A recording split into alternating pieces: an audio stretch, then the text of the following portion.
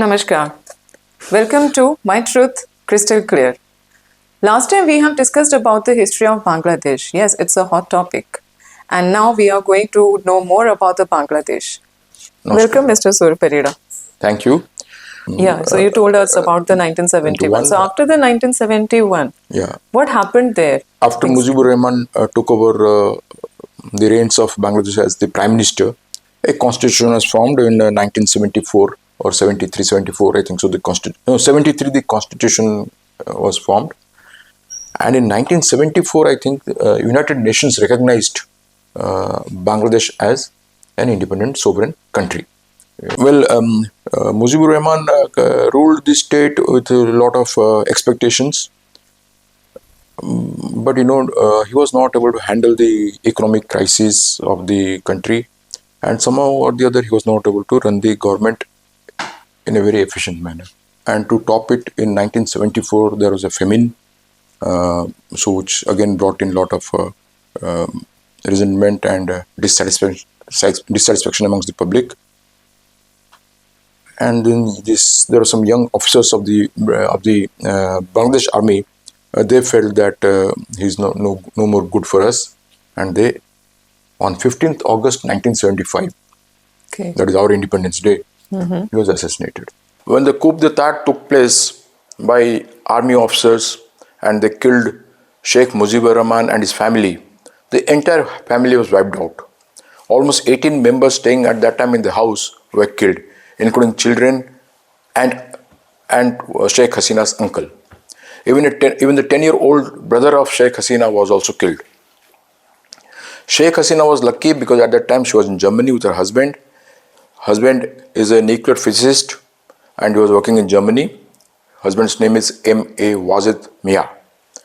And her sister Rihanna was also accompanying Sheikh Hasina. After the assassination took place, Marshal Tito of Yugoslavia and our Prime Minister, the then Prime Minister, Madam Indira Gandhi, called up Sheikh Hasina and gave them the news and asked them to come to their countries. Marshal Tito invited them to Yugoslavia and Madam Gandhi called them to Delhi. Sheikh Hasina chose to stay in Delhi because Delhi or India being nearer to Bangladesh, neighboring countries. So she thought it is better to be in India so that she can get more information about Bangladesh. So she came to Delhi, she met Madam Gandhi, and Madam Gandhi provided a residence in Pandara Road and also offered a job to her husband.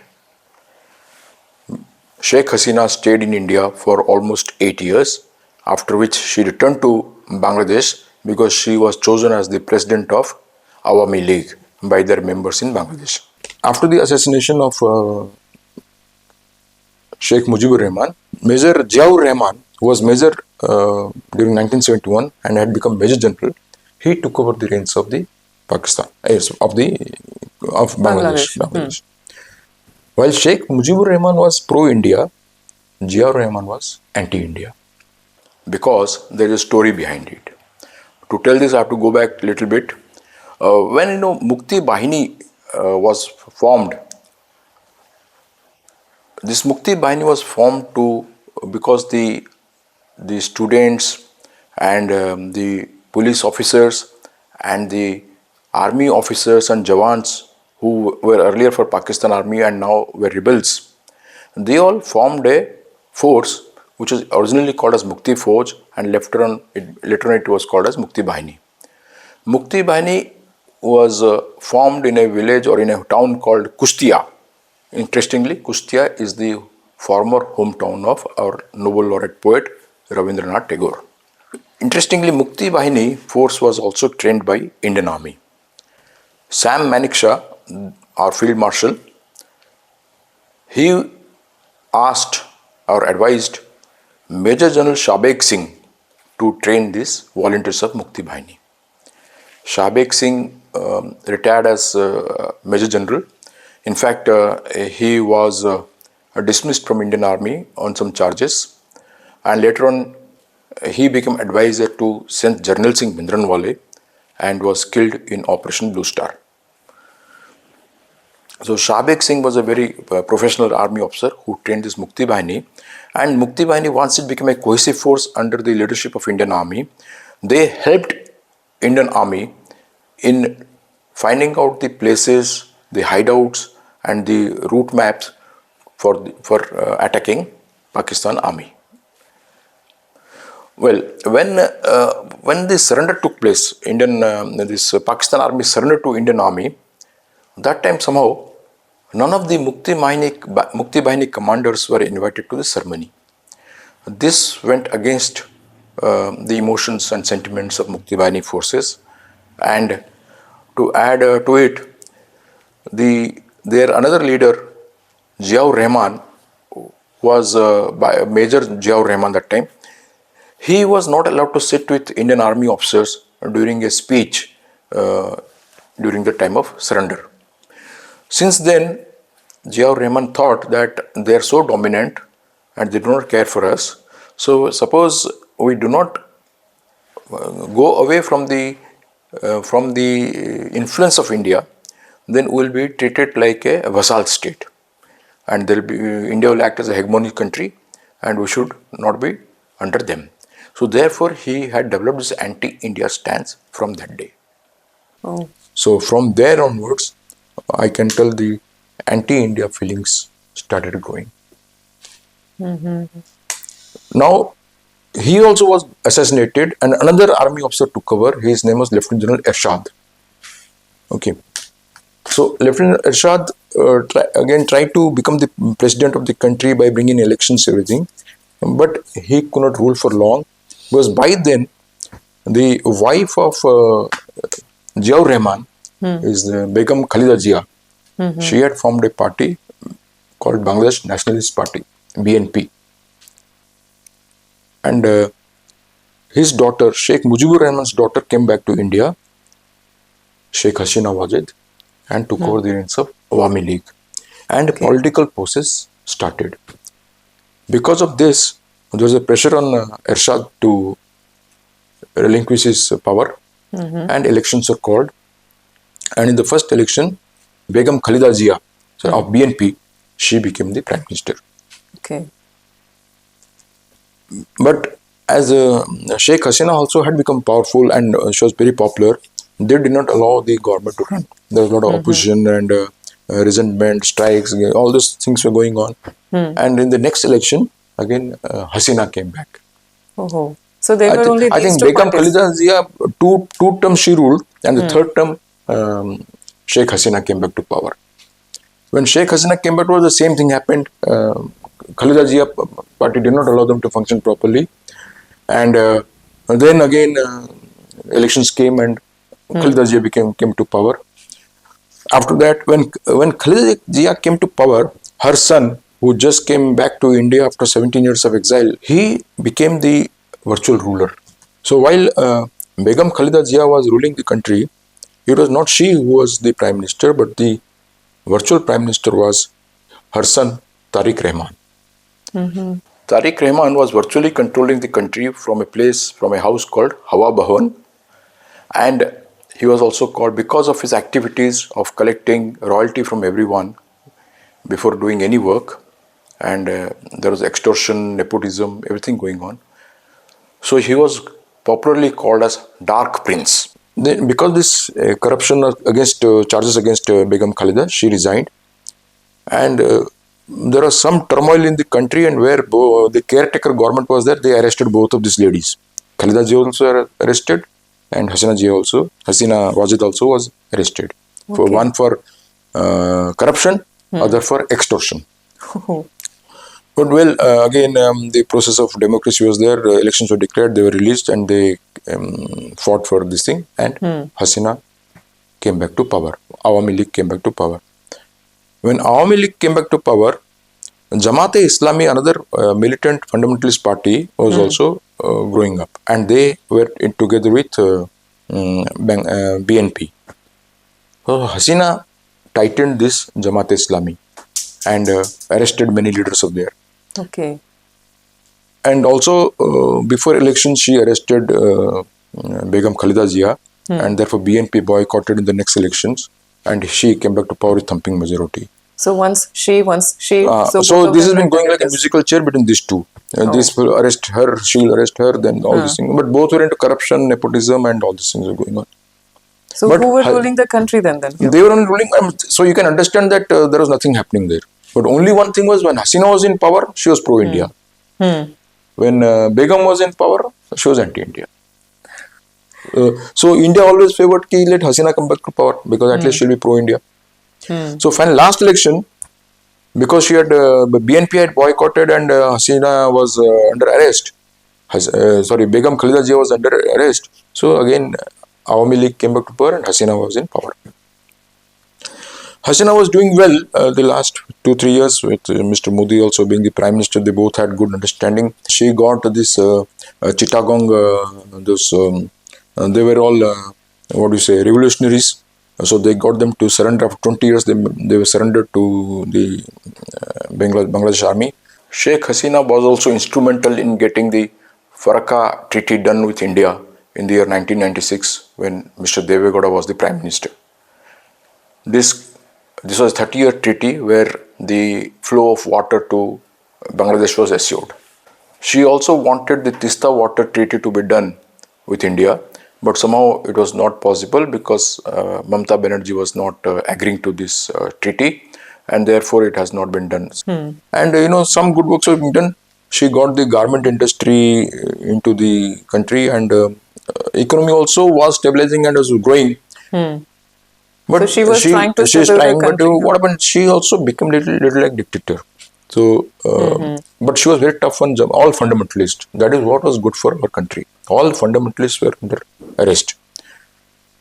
But she also, in the 2024, she announced reservations for this 1971 war heroes for the children. She announced. This because although the economy is growing or stabilized, but there's a lot of unemployment in Bangladesh. The population is very high. A small land there is 15 crores or 17 crores population. Correct. So the young people, the young students, they protested. And that protest, somehow it was mishandled. She went a little ruthless. She asked police to do firing and all that. A lot of students got killed. And instead of this movement dying down, it became more aggressive. So we all know that they had almost marched to her house, and if she would have not flown to India with the help of army, she would have been killed. In fact, the army told her that we can't save you. You better run away. So she resigned and she came back to India, and since then she is in India.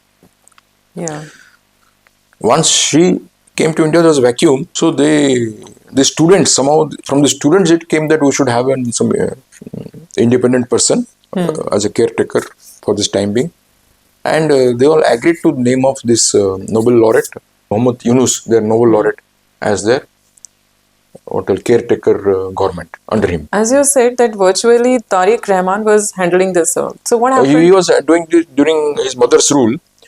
And once these cases came up of his extortion, and also he got involved in one bombarding case. In one election rally of Hasina, his people, they threw grenades, and around 20-30 people died. So because of his cases against him, he fled Bangladesh and went up to London. 17 years he was under self-exiled in London. So that is his story. We'll come back to it later. Now, Muhammad Yunus, it seems he's been planted by USA, but that is what there's a general perception. But he's also not pro-India. From his actions, because immediately he has become very close to Pakistan. He has become very close to China and also America, because he's planted by them, as it is said. So he is totally anti-India, and all his comments are against India. He has gone to the extent of telling China that our northeast is a landlocked country, and this indirectly he meant that this can be, with the help of you all, we can break northeast from India, because of the chicken neck is very small, we can cut it from there. This has not gone well with India, and because of all this anti-India activities and ISI becoming very powerful in Bangladesh, and China taking interest and America taking interest in Bangladesh, India has started fortifying its northeast and it has encircled Bangladesh. Entire Bangladesh has been ring-fenced. So we have established, in addition to what we have our presence of army, we have already, in addition to that, we have established more garrisons, one in Kishanganj in Bihar, one in Chopra in West Bengal, one in Bamuni near Dhubri, and the fourth one, which I am sure by now must have been already set up, is in Mizoram, called a place called Parba. So why in Mizoram and these places? Because if they are threatening our chicken neck in Siliguri, India can also break the chicken necks of Bangladesh. One is at Rangpur division, where the forces from Kishanganj and Chopra in West Bengal can enter from both the sides, and it's like a pincer attack. So from both sides they can come and cut off the Rangpur division, and same pincer attack can take place from Tripura and Mizoram. So Chittagong can also be taken away. So if Bangladesh thinks of taking up any military activities, which I'm sure they will not do, but under the advice of ISI or China or America or anyone else who is anti-India, if they try to do this, then I'm sure Bangladesh will be broken into three parts. Rangpur division will be separated, Chittagong will be separated, and the Bangladesh will be left without these two divisions. Interesting fact here I would like to tell everyone is that during independence, Chittagong did not have any Muslim population. They were the minorities there. There the major population was Buddhists and Chakmas. Chakmas also are Buddhists, they're tribal but also are Buddhists. Somehow during the partition, Radcliffe gave Chittagong to Bangladesh, and India lost a land which historically belonged to Tripura. My dear viewers, you'll be surprised to know that the people of Chittagong never felt aligned to East Pakistan. They always felt they are part of Tripura or independent. And for 3 days after independence, Indian flag was flying in all the places in Chittagong. Only after 3 days when Pakistan army entered Chittagong, the Pakistan flag was hoisted. Now coming back to Tariq Rahman. Tariq Rahman has come back to Bangladesh to be active in politics and to take care of his party, Bangladesh Nationalistic Party, BNP. When he arrived Bangladesh, his mother was very sick, not well at all. But sad to say that she expired on 30th December 2025. Since then, Tariq Rahman is the automatic leader of the BNP. And in the meantime, under the pressure from their military chief, Mahmoud Yunus has declared election on February 12th, I think so, February 12th. So they have very hardly 1 month, one and a half months to go for the elections. And he has probably come to take care of his party and to ensure that BNP is able to fight in these elections. Mahmoud Yunus has banned Awami League, and some court has found Sheikh Hasina guilty of all those firings and everything, and has they have declared death penalty for her. That is why Indian government is not able to release her and ask her to go back to Bangladesh, because if she goes to Bangladesh, she'll be killed. So they are given her asylum here. One doesn't know what will happen tomorrow. But one thing good about Tariq Rahman, I would like to say, is that he has given some good comments about the affairs of Bangladesh. He said 1971 and 2024, these 2 years we have got independence. Bangladesh has got independence. So indirectly has meant that 1971 is a good chapter in the history of Bangladesh. So indirectly telling, supporting India and Indian support for creation of Bangladesh. And 2024 is because he has to also be with the sentiment of the public that Hasina was not doing well and she was not pro the public. So he has also told her 2024. But another great thing which I said, that Bangladesh is a country where every person should be secured. So he is telling So he's ensuring we this. should create safety for every citizen of this country. And he also said that be it Muslim, Hindu, Christian or a Buddhist, this Bangladesh belongs to all, and we should have an inclusive society. I think these are good vibes. Speaks good for the future of Bangladesh and India-Bangladesh relations. And we have to now wait and watch and see what happens in the election, February 12th. Jamaat-e-Islami is a political party. It's slightly fundamentalist party, which always believes in the principles of Islam. Interesting to note that during the 1971 war, Jamaat-e-Islami supported Pakistan and was fighting against Indian Army and Mukti Bahini. Hence, after the formation of Bangladesh, Sheikh Mujibur Rahman banned Jamaat-e-Islami. However, when Major General Ziaur Rahman became the martial law dictator, he lifted this ban and this group again came back and started doing its political activities. During the tenure of Begum Khalida Zia, Jamaat-e-Islami and BNP, they formed an alliance and they were in government from 2001 to 2006.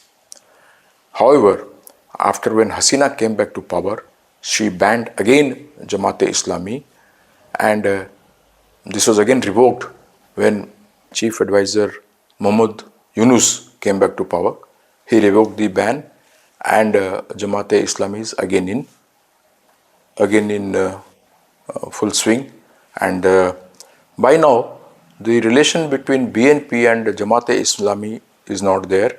They both are trying to fight the elections separately. A National Citizens Party, which is formed by the student wing, which did the August uprising, they are supporting Jamaat-e-Islami. And Jamaat-e-Islami has become a major force now, so it can't be said that who will win this election. Because of the rising popularity of Jamaat-e-Islami, it is interesting to note that US has already reached to Jamaat-e-Islami and have had discussion with the leaders. India also is trying to build up some diplomacy with Jamaat-e-Islami. So it is going to be very interesting. I would like to tell you, when Begum Khalida Zia died, our Foreign Affairs Minister, Mr. S. Jaishankar, represented India in the funeral and met Mr. Tariq Rahman. The letter which Prime Minister Mr. Modi sent to Mr. Tariq Rahman had a message of developing friendship and good relationship. He said India and Bangladesh are natural allies, natural friends, and we must develop this friendship. And he wished him all the best and also passed his condolence message for the demise of his mother. So India is also trying its best to build bridges with both the parties, both BNP and Jamaat-e-Islami. Jamaat-e-Islami, interestingly, is shedding away its fundamentalist nature and trying to be more people-friendly, more secular, but it's all to be known and be seen how they behave when they come back to power. Chittagong coming to India will make Northeast prosper, because Northeast, as Muhammad Yunus said, is landlocked country, no? Landlocked state. They do not have any access to port. For doing any business and export-import, they have to depend on Calcutta, which is around thousands of kilometers away. Oh. And it seems from Tripura to Chittagong is hardly 100 kilometers. So the Northeast will get a trade route from Chittagong. So one, economic development, and then we have Chittagong port with us, means militarily also we are controlling Bay of Bengal from Chittagong, from our Calcutta and Vizag, and so Bay of Bengal is safe. The only thing is, I'm wishing that Hindus are not killed and butchered like this. That is the sad part. The rest we have to wait and watch to see what India does and what others do. But everything is being keenly watched. But I have a question here. Why the India is supporting Hasina? India is supporting Hasina because Hasina always supported us. So it is quid pro quo. She was the only leader from after Mujibur Rahman till date. She has been pro-India. She kept all the fundamentalists in Bangladesh under control. She didn't ally with ISI. Well, you asked a nice question. It seems Hasina has been removed by USA because USA wanted Saint Martin Islands of Bangladesh. Saint Martin Islands is an island in Bay of Bengal, close to Bangladesh, which can be used by anyone to develop a navy base and air base. So, because she refused to give Saint Martin Island to USA, it seems USA was instrumental in removing her from the seat. Now, China is also eyeing that. And you see, once you control the Bay of Bengal from Bangladesh and Saint Martin Islands, the trade route that state of Malacca and all those where China is using, that becomes very easy to guard. Everybody wants to make their presence in Chittagong and Saint Martin Islands. Okay. And that is the interest of America. And interest of China is that if they come to Bangladesh, they can threaten India more closely. And Pakistan wants to be in Bangladesh because they want to take revenge of the defeat of 71. Thank you, Mr. Surya Parida ji, for sharing the information about the Bangladesh. Till then, do share and subscribe. Thank you. Thank you.